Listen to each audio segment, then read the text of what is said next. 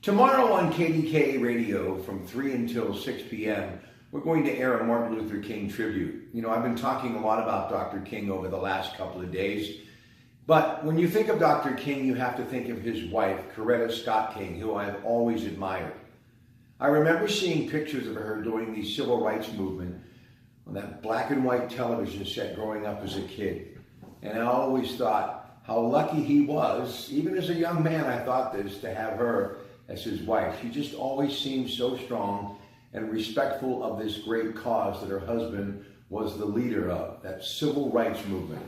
And I didn't understand all of it, but I knew that something was wrong with this world when I would see some of the visuals that literally would make me as a child wonder what in the world is going on with the world that I live in.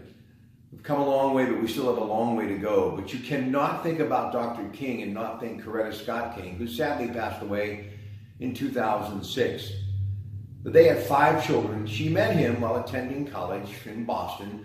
They married in 1953. And after his tragic death in 1968, she carried the leadership role of the civil rights movement. A heavy burden, especially after such a horrific incident. But she would go on to get involved with women's rights, apartheid, and open the King Center.